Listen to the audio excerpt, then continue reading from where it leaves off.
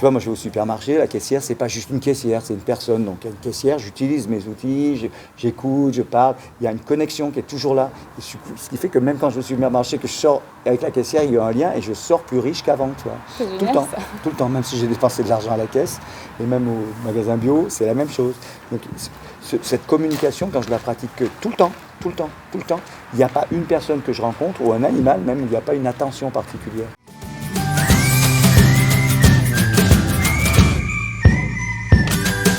Bonjour chers amoureux de la vie, je suis aujourd'hui au festival Impulse avec Lionel Santucci, donc qui vient d'Italie, qui est le fondateur de l'école Com Transformative, qui travaille donc sur la communication. J'ai eu l'occasion de faire 2 ateliers avec cette personne et j'avais du coup envie de vous le faire découvrir. Et j'avais donc envie de découvrir ton parcours. Comment est-ce que c'est venu la communication? Parce que c'est vrai qu'à l'école, je trouve qu'on en manque. C'est quelque chose qu'on devrait apprendre. Je pense qu'on est beaucoup à dire ceci, mais comment toi c'est venu à ce moment-là? Est-ce que tu savais déjà communiquer? Est-ce que c'est venu un petit peu plus tard? Alors, je dirais que je t'avais communiqué, je veux dire, je savais parler quand même, toi. Oui. Après, ce qui s'est passé dans ma vie, moi, c'est que j'ai beaucoup voyagé. J'ai voyagé pendant 10 ans autour du monde. Et puis un jour, j'ai été invité dans un séminaire d'un homme qui s'appelle Dr David Wolf, qui est américain. Et je ne savais pas ce que c'était en fait. Je me suis dit, moi j'ai pas besoin d'apprendre à communiquer, moi j'ai fait le tour du monde, moi je sais communiquer, tu vois, une sorte d'orgueil de moi je sais. Et en fait je me suis assis dans ce séminaire le premier jour, peut-être les 20 premières minutes, j'ai découvert en fait que oui je savais communiquer, mais si tu veux, que j'appelle pour survivre quoi. Mais en fait, vraiment être avec l'autre, vraiment connecter avec l'autre, être dans son monde, ressentir ce qu'il ressent, j'avais évité ça en fait. J'avais plutôt peur des émotions, donc j'étais pas vraiment avec l'autre. Et du coup, ça a été une sorte de prise de conscience énorme. Et ce que j'ai découvert petit à petit en utilisant quelques outils simples, basés sur l'empathie, c'est que finalement, la plus belle chose qu'on puisse faire dans la communication, c'est justement être avec l'autre, vraiment être avec l'autre sans le juger. Ça a vraiment bouleversé ma vie, en fait. Donc, suite à ce séminaire de 3 jours avec David, j'ai fait un autre séminaire de 7 jours avec David, puis formation de coach, puis formation de groupe, travail de groupe, etc. Et pendant 7 ans, j'ai accompagné David dans ses séminaires, ses formations. Puis un jour, David, il m'a dit, écoute, maintenant, tu vas donner ces séminaires, je vais te former, tu vas donner ces séminaires en français. Et vu l'impact que ça avait eu sur moi, je me suis dit que ça pourrait avoir un impact identique sur des gens. Et il y a en 2007-2008, j'ai créé la Com Transformative en France. Et j'ai commencé à donner des séminaires. Et là, j'ai donné plus de 250 séminaires en France, peut-être 1000-2000 ateliers. Et je vois l'impact. C'est-à-dire qu'il y a beaucoup de gens qui m'écrivent et me disent oui, effectivement, ça a changé ma vie dans mes relations dans le couple, avec mes enfants, au travail, en fait, dans tous les domaines de la vie, même des thérapeutes qui me disent waouh, ça a changé ma pratique, juste cette écoute. Donc l'impact que ça a eu sur moi était tellement puissant que je me suis dit ça vaut le coup d'enseigner ça. Je pense que je cherchais à être utile aussi, donc ça m'a permis de sentir que la vie avait un sens aussi d'enseigner la communication. Donc c'était un parcours, c'était un accident tu disais, donc comment tu avais découvert David? J'ai découvert David parce qu'en fait j'habitais dans un collectif moi et il y avait une personne qui s'appelle Dan, c'était un ami Dan que je vois moins souvent maintenant mais c'était un ami à l'époque et il m'a dit j'ai invité un gars qui s'appelle David Wolf qui est américain. Il va donner des cours en anglais. Moi, j'avais des préjugés sur les Américains. Tu vois, et du coup, j'ai dit non, je ne veux pas y aller. Puis il m'a dit non, mais viens, je ne veux pas y aller. Puis c'était cher et tout. Puis juste avant la veille du séminaire, il est venu me voir. Il m'a dit écoute, je suis un peu embêté. J'ai invité David, ça me coûte cher. Il vient des États-Unis. Il n'y a que 6 participants. Donc moi, j'ai dit à Dan écoute, pour te rendre service à toi, tu vois, je vais venir. Par contre, je ne veux pas payer. Donc il m'a dit ok, viens pour au moins faire la dynamique humaine, tu vois, que je prends de la place quand même dans ma vie. Mais du coup, il m'a invité pour... Mais il avait un petit plan parce qu'il savait comment j'étais, il savait que ça allait me faire du bien, Dan. Et j'ai beaucoup de gratitude pour Dan pour ça. Et peut-être qu'il ne s'attendait pas à un effet aussi fort sur moi. Mm-hmm. Et tu faisais quoi avant de ce stage? Avant ce stage, je faisais beaucoup de yoga. J'étais dans un collectif de Bhakti Yoga, c'est-à-dire yoga de dévotion. J'allais beaucoup en Inde, j'ai étudié les écritures anciennes de l'Inde. Et j'étais passionné par développer de l'amour. Okay. Mais honnêtement, les 3 jours de séminaire, c'est comme exponentiel, si tu veux. En 3 jours, j'ai compris, vécu quelque chose qui m'a montré pourquoi j'arrivais pas à développer de l'amour, si tu veux, depuis ces 20 années. Enfin, j'en développais, mais ça allait pas vite. Et cette communication, elle m'a montré vraiment de toucher qu'est-ce que c'est l'amour, en fait, pratiquement, rapidement. Oui, donc vraiment, tu étais mûr, tu avais déjà bien potassé, on va dire, le travail, mais il suffisait cette personne qui t'ouvre un peu plus les portes pour vraiment t'engouffrer dedans et bien comprendre, en fait, ce que tu cherchais depuis le début. Je pense que c'est comme ça dans notre vie à tous. Quand on est prêt, vient quelqu'un, on appelle le gourou, le maître, peu importe le nom, mais vient quelqu'un qui va nous donner la conscience de nous-mêmes, en fait. C'est assez magique, le truc. Et cette découverte de moi-même à travers l'empathie, c'est super agréable. Par contre, le séminaire lui-même est super inconfortable. Le travail qu'il y a à faire était super inconfortable, je n'étais pas dans le confort. Mais la découverte finale, c'est vraiment éblouissant. Bah oui, on se rend compte qu'on communique pas bien en fait. On pense bien faire. En tout cas, on est pleine de bonne volonté, on n'a pas les bons outils. Oui, exactement. Mais l'intention, vu qu'on est plein de bonne volonté, on a une bonne intention, fait que dès qu'on a l'outil avec la conscience de l'intention, de la bonne intention, génère quelque chose de...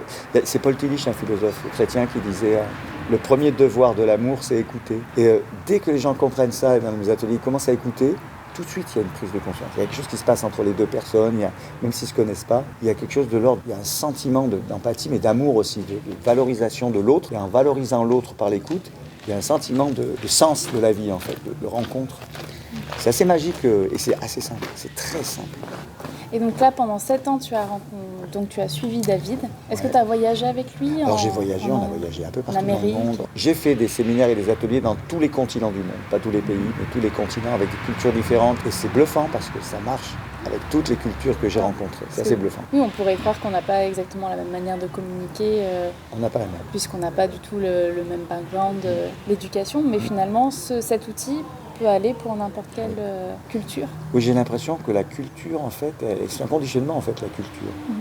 Moi, je suis né en France, donc je mange des choses comme ça. Si je vais en Inde, je vais manger plus épicé. Donc, il y a une distinction par rapport à ce qu'on mange culturel. Alors qu'une vache, elle, en France ou en Inde, elle va manger la même chose. Mais cette distinction, elle est culturelle. Et j'ai l'impression que cette technique de communication, c'est pas une technique, c'est une forme d'être, l'empathie, en fait, de communication. Elle fonctionne dans tous les êtres humains. Et l'empathie, c'est pas forcément dire ou parler, mais c'est cette présence empathique. Cet amour, en fait, de ressentir ce que ressent l'autre, ce qu'a envie l'autre, ce qu'a besoin l'autre. Ça ne veut pas dire qu'on va lui donner, mais au moins savoir. C'est kinesthésique, c'est un ressenti de ce que toi, tu ressens en fait. Cette capacité qu'on a humain, et ben on peut le ressentir avec les arbres, avec... on a même un bon jardinier. Je me rappelle, il y avait un vieux paysan qui avait fait le séminaire, il me disait, il va voir son champ de blé, il l'observe et il sait si le champ de blé est en bonne santé, s'il a besoin d'eau, s'il est mûr, etc. Par un ressenti en fait, en observant, il ressent. Et dans le séminaire, il y a des exercices dans le séminaire de comment on projette la réalité dans le monde, et lui, il ne projetait pas. Il voyait vraiment la réalité dans les exercices que je faisais, il ne se faisait jamais piéger, si tu veux, il y a des pièges. Et lui, il voyait vraiment... Ah, c'est ça qu'il y a là. Alors tous les autres, mais non, c'est pas ça. Et au bout d'un moment, les autres disaient, ah oui, c'est vrai, il a raison. Donc il avait cette capacité de voir la réalité, parce qu'il avait développé, je crois, beaucoup d'empathie envers la nature. En fait. Il vivait près de la nature. Je pense qu'il avait beaucoup plus de conscience de ce qui était là que nous, aujourd'hui, qui vivons dans nos voitures, dans nos métros, dans nos maisons en béton, où rien ne bouge, pratiquement ça se répète tous les jours, il y a des habitudes, il y a une sécurité. Et est-ce que tu penses que justement, en développant notre capacité d'écoute, que ça peut aller dans l'autre sens? Parce que là, tu disais, d'écouter la nature permet d'être plus en écoute du coup avec l'autre. Est-ce que d'écouter l'autre nous permettrait aussi d'être plus en écoute avec la nature et plus en harmonie avec elle? Je ne sais pas comment dire, je sais par expérience que l'écoute de l'autre nous permet de développer de l'empathie et aussi de l'altruisme, et pas seulement envers les humains, envers l'environnement, etc. Et de voir la souffrance de cette planète aussi, de sentir ça. De mon point de vue, c'est le seul moyen de changer ce qui se passe, c'est de ressentir ce qui se passe. En ressentant, on va sentir la douleur. Sans s'identifier, sans dire c'est la catastrophe, c'est le dramatisme, la planète est en feu et tout.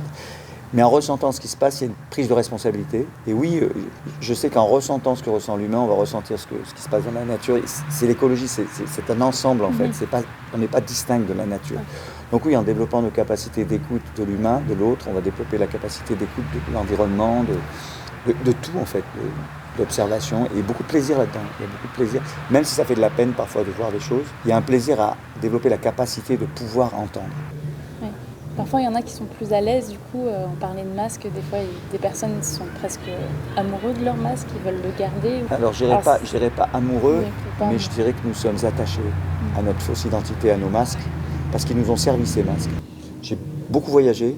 Je pense que j'ai acquis une certaine connaissance de l'humain par l'expérience, 10 ans de rue, de musique, de voyage, d'études du yoga. Et le problème majeur de l'humain, c'est la peur. La peur d'être lui-même. La peur d'être jugé, d'être vu. Parce qu'il pense qu'il est mauvais ou il pense qu'il n'est pas digne, et c'est le problème. Et du coup, il met ses masques, il se cache. Et tant qu'il a ses masques, maintenant, il ne reçoit pas cet amour, parce que c'est les masques qui reçoivent l'amour. Du coup, il ne peut pas se guérir.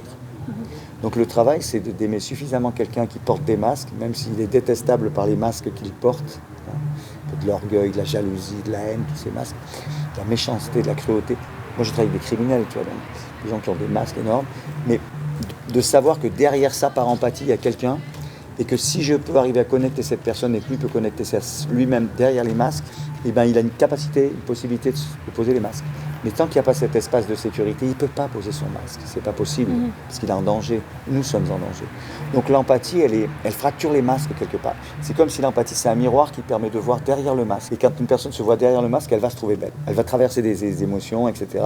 La peine, la tristesse, la colère, de la honte, la culpabilité. Mais derrière tout ça, elle va percevoir une étincelle d'énergie qui est belle, une étincelle divine. On est tous pour moi des êtres divins, dans le sens comme la nature, quelque chose de magique et de bon. Et du coup, cette empathie va casser le masque, en fait. Et du coup, quand il aura vu derrière le masque, il va lâcher le masque au bout d'un moment. De plus en plus, il va lâcher ses masques.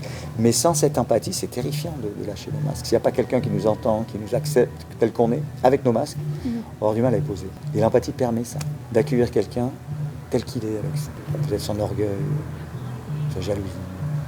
Et tu étais la première école à t'implanter en France, justement avec cette nouvelle approche de David. Alors cette approche de David est unique parce que David, il a mélangé justement le potentiel humain, human potential, ce mouvement, avec les écoles rogériennes d'écoute, d'empathie. Surtout un gars qui s'appelle Gérard Egan, qui a écrit un super livre qui s'appelle La communication dans la relation d'aide. Donc c'était un frère à Marshall Rosenberg, un peu, qui a créé la communication non violente, mais ils n'avaient pas la même approche. C'était vraiment la transformation dans la relation d'aide. Alors que Marshall Rosenberg est plus une communication non violente, pour arriver à exprimer ses besoins, séparer les besoins, les faits et des émotions. Lui, Gérard Egan était plus dans comment accompagner quelqu'un qui a une charge émotionnelle.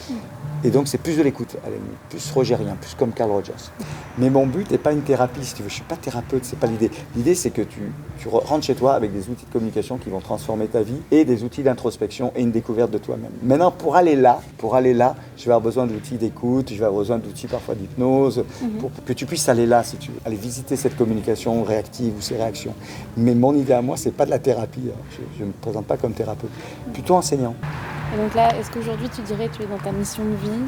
Qu'est-ce que tu pourrais dire en regardant en arrière En regardant en arrière, je dirais waouh, quelle chance. Tu vois, j'ai quitté l'école, j'avais 17 ans parce que j'avais du mal à l'école. J'avais un truc, j'étais rebelle. Et puis à l'époque, je prenais certains intoxicants, là, comme il parlait tout à l'heure, là, qui faisait que j'avais une éveil de conscience. Et je disais, mais qu'est-ce que je fais là, quoi?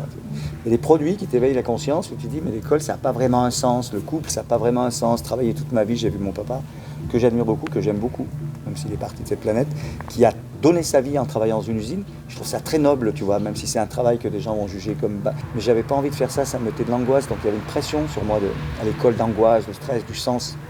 Du coup, je suis parti faire mon tour du monde, où là, j'ai su me débrouiller sans argent, en rencontrant des gens différents, des cultures. Et là, j'ai commencé à rencontrer ma propre personne. C'est-à-dire, qui suis-je en fait? En sortant de notre zone de confort, c'est nous-mêmes qu'on rencontre. Et en me rencontrant moi, je me suis dit, tiens, je suis pas si mal, parce que je pensais vraiment que j'étais une merde, tu vois. Parce que j'étais enfant, on m'a vraiment dit, t'es nul, t'y arriveras jamais. À l'école, les résultats, c'est jamais assez, tu vois. Donc il y avait vraiment une croyance, même en musique, tu vois, j'étais pas excellent, donc je n'osais pas jouer. Puis j'ai joué sur des grandes scènes, sur des trucs, sans être excellent. Et je me suis dit, mais il n'y a pas besoin d'être excellent pour faire des choses qui sont pleines d'amour. Et là, j'ai shifté, j'ai dit, tiens, le sens, c'est peut-être pas d'être super musicien, c'est peut-être pas d'être un super ingénieur, c'est peut-être pas d'être un super médecin, mais peut-être c'est d'être plein d'amour, tu vois. Et en fait, cet amour pour soi, d'abord. Quand j'ai commencé à voir ça dans le voyage, tiens, je suis digne de cet amour. Les gens m'aiment en voyageant, et puis il y a un courage, tu vois. Je me suis dit, waouh, c'est pas mal. Et après, je suis allé dans les ashrams, parce que je me suis dit, mais qu'est-ce que je fais avec ça? Et là, je me suis dit, ok, je vais aller purifier. C'est quoi l'amour? Donc, je suis allé voir des maîtres, c'est quoi l'amour, comment on développe, on pratique. Et puis après, il y a eu David que j'ai rencontré. Et lui, c'est comme si, il me disait, maintenant que tu as tout ça, utilise-le, fais quelque chose avec. Tout en continuant à avancer dans le chemin spirituel, fais-le. Donc, si tu veux, je dirais pas que, je sais pas si c'est ma mission de vie, mais en tout cas, ça me permet de vivre en continuant à travailler sur moi. Et ce que je dis aux gens qui viennent me voir, c'est merci d'être venus parce que bon, vous payez les séminaires et tout, mais ça me permet de continuer à faire ce cheminement envers moi. Donc je dirais pas que c'est une mission, mais c'est en tout cas gagnant-gagnant. C'est merci et il y a de la gratitude dans les deux sens. Donc je suis assez satisfait de ça. Je dirais pas que je suis heureux tout le temps, mais je suis satisfait de pouvoir faire quelque chose que j'aime, qui sert les gens, qui me sert et qui a un sens aujourd'hui. Tu vois, enfin je ne veux pas te donner de choses intimes, mais moi, ma transformation a vraiment transformé ma famille profondément et beaucoup d'amour, quoi. Beaucoup plus d'amour que quand j'étais enfant dans ma famille, avec ma maman, mon père est mort, et cette planète, mais beaucoup plus d'amour entre ma mère et moi, que je pense qu'elle n'a jamais reçu enfant même. Parce que j'ai fait ce travail, elle a connecté avec un amour, tu vois. C'est pas en lui faisant une thérapie, elle n'a pas fait de thérapie avec moi, mais simplement par ma présence de cet amour que je lui donnais, que j'avais jamais voulu lui donner parce que je n'avais pas reçu aussi. En lui donnant, je me suis aperçu quoi, elle se transforme, et avec ses petits-enfants et tout, il y a quelque chose qui se passe. Donc oui, si moi je change en mieux, il y a des chances que les gens autour de moi changent en mieux. Merci beaucoup pour l'interview. Merci de nous avoir écoutés et puis du coup ça vous a permis peut-être pour certains de découvrir Lionel. Et qu'est-ce que vous allez en faire du coup maintenant? Vous pouvez continuer même avec Lionel, il fait des séminaires, des moments de coaching si vous souhaitez être coach ou autre, mais juste un atelier, en tout cas vraiment ça peut transformer. Moi j'en ai fait un et ça m'a fait beaucoup de bien. Ça t'a touché? Ah oui, ça m'a beaucoup touché. C'est quoi qui t'a touché alors en quelques mots? Ça m'a permis d'avoir des outils, parce que je suis très cérébrale, donc d'avoir des outils que je vais vraiment m'appliquer à une sorte de mode d'emploi qui va me permettre de mieux écouter, de mieux communiquer. Et donc, ce petit mode d'emploi va me permettre de plus m'ouvrir. En tout cas, tu as besoin de cette sécurité. J'ai besoin de cette petite sécurité de mon côté. Ouais. Ces outils te donnent ça en fait. Se sentir en sécurité, pouvoir être avec l'autre, sans danger et sans les masques. C'est l'empathie. Oui. À apprendre tous les jours et à cultiver tous les jours. Merci beaucoup du coup et puis je vous embrasse. Si vous avez aimé, vous pouvez mettre un petit like et puis me suivre pour les autres vidéos. À bientôt. Au revoir.